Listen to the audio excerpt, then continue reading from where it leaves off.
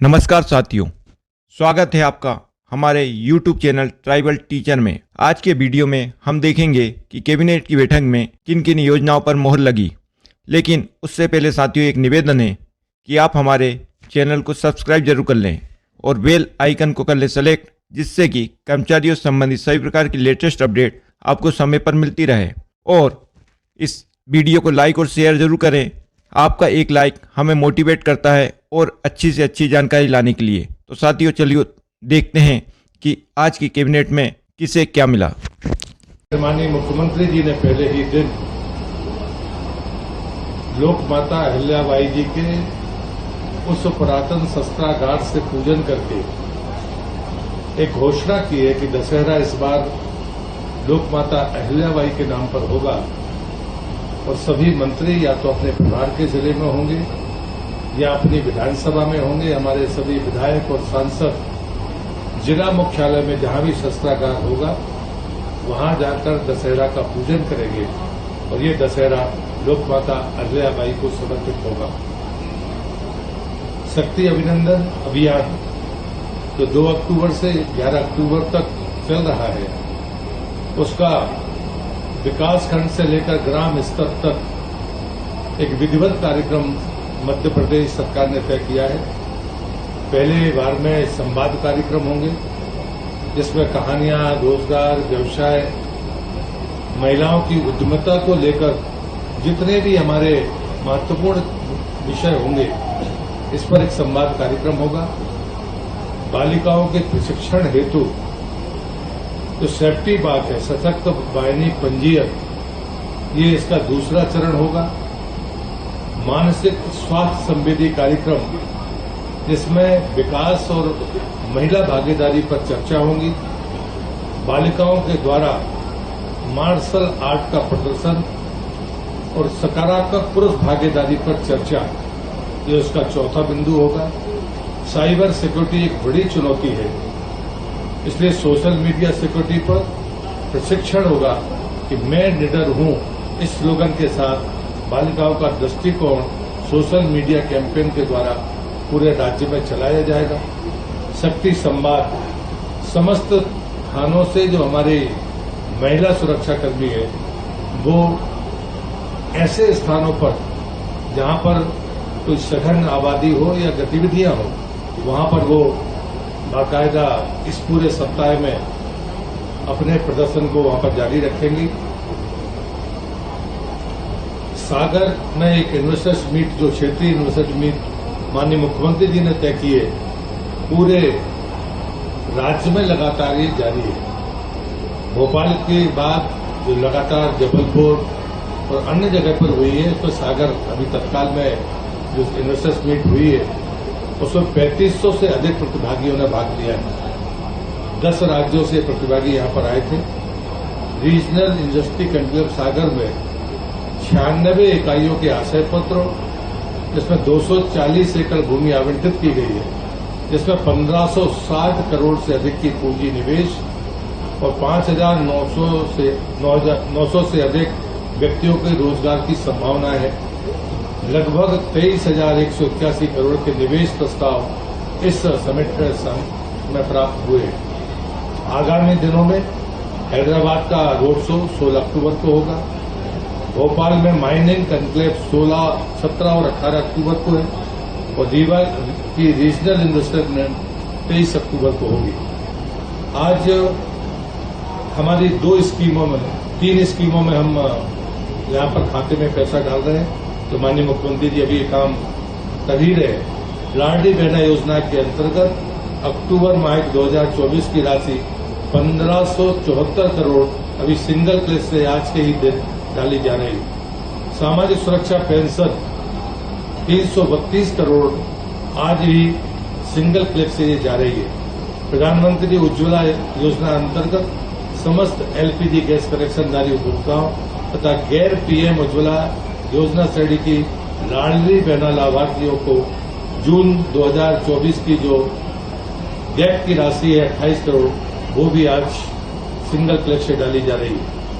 Vision document के लिए आज माननीय मुख्यमंत्री जी ने कहा है कि 1 वर्ष के भीतर जो भी काम जिनके क्षेत्रों में जिलों में हुए हैं उसका विजन डॉक्यूमेंट के साथ उसका जनता के सामने प्रस्तुत करें, ताकि हमारी इस काम करने की गति का जनता जनार्दन को पता हो सके। आज वीरांगना रानी दुर्गावती की जन्म जयंती के दिन जो हमारी एक महत्वपूर्ण योजना है उसका नाम रानी दुर्गावती जी के नाम से श्री अन्न प्रोत्साहन योजना। इसमें प्रति हेक्टेयर 3900 रुपये की अतिरिक्त राशि किसान को दी जाएगी और इसका रकबा बढ़ाने का फैसला भी जो लक्ष्य है वो 1 लाख हेक्टेयर तक पहुंचाने का आज फैसला किया है। इसमें कोदो, कुटकी और रागी जैसी चीजें उत्पादन के महत्व को बढ़ाने के लिए इस योजना में दिया है, लेकिन ये वीरांगना रानी दुर्गावती के नाम पर श्री अन्न प्रोत्साहन योजना है। दूसरा, मध्य प्रदेश में जो हमारा मिलेट का जो उत्पादन है वो लगातार बढ़ रहा है और मध्य प्रदेश ने उसको अपना अव्वल स्थान प्राप्त किया है। सहकारिता विभाग में मध्य प्रदेश एक बात के लिए और जाना जाता है कि हम 0% ब्याज की दर पर किसान को कर्ज देने का काम करते हैं और इस बात का भी आज मंत्रिपरिषद ने आज ही के दिन फैसला किया है कि हम इस योजना को जारी रखेंगे। पिछड़ा वर्ग तथा अल्पसंख्यक कल्याण विभाग, हमारे घोषणा पत्र में हमने तमाम अल्पसंख्यक अन्य समाजों के बोर्ड बनाने की बात कही थी और उसी के तहत अभी 20-25 दिन पहले माननीय मुख्यमंत्री जी ने जैन समाज के लोगों को जो आश्वासन दिया था इतने कम समय में उसको पूरा किया है। ये हमारे घोषणा पत्र का मुद्दा भी था, जिसमें एक अध्यक्ष होंगे और 2 सदस्य होंगे। उनके ऑफिस का और उनके मानदेय का प्रबंध भी इसमें है और साथ में ये भी मुख्यमंत्री जी ने घोषणा की है, क्योंकि जैन समाज में दिगंबर जैन समाज है और श्वेतांबर जैन समाज है, तो 2 वर्ष दिगंबर जैन समाज के अध्यक्ष होंगे का कार्यकाल होगा और 2 वर्ष श्वेतांबर जैन समाज का कार्यकाल होगा। ये महत्वपूर्ण फैसला आज कैबिनेट में लिया गया। लोक स्वास्थ्य एवं चिकित्सा शिक्षा विभाग, नर्सिंग महाविद्यालयों में हमारी 2 श्रेणियां थी। पहले मध्य प्रदेश सरकार ने चिकित्सा विभाग को और शिक्षा विभाग, चिकित्सा शिक्षा विभाग को एक ही मंत्रालय कर लिया, एक मंत्रालय बना दिया था। अब फिर से इसमें जो हमारी शासकीय संस्थाएं थी उसमें 6 स्वशासी संस्थाएं थी, बाकी शासकीय विद्यालय महाविद्यालय थे। इन दोनों का डेजिग्नेशन शासकीय महाविद्यालय ही कर दिया गया है ताकि एक प्रकार से उनको संबोधित किया जा सके।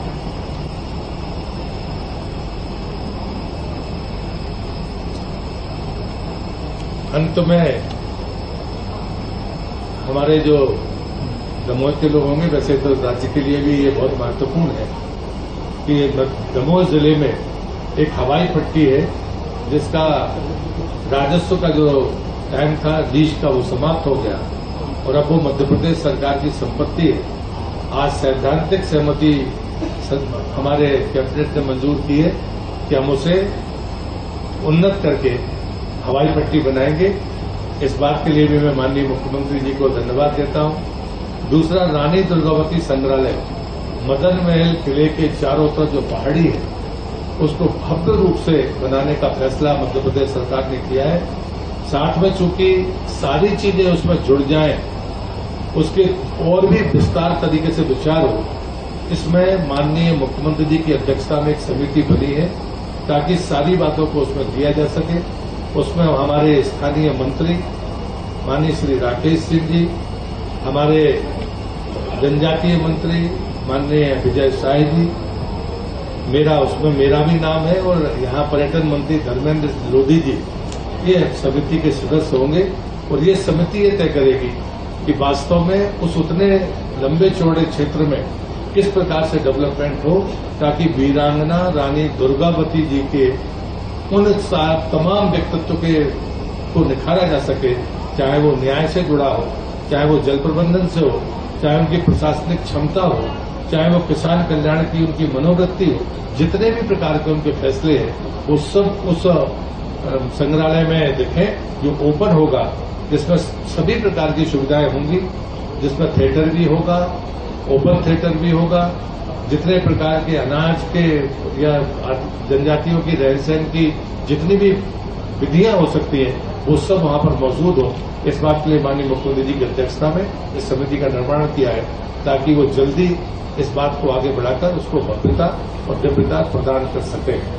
आज का दिन तो पूरी तरह से वीरांगना रानी दुर्गावती जी के लिए समर्पित है और इसलिए जितनी भी योजनाएं या जितना हम कर सकते थे हमने आज श्रद्धा के सुमन के चरणों में अर्पित किए हैं। और जो हमारे जनप्रतिनिधि थे हम लोगों ने माना कि हवाई पट्टी के उद्धार के बारे में आगे बढ़ना चाहिए तो उस पर सैद्धांतिक सहमति उन्हें दी है।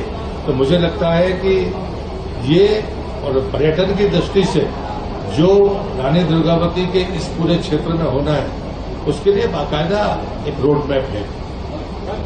बहुत धन्यवाद सबको।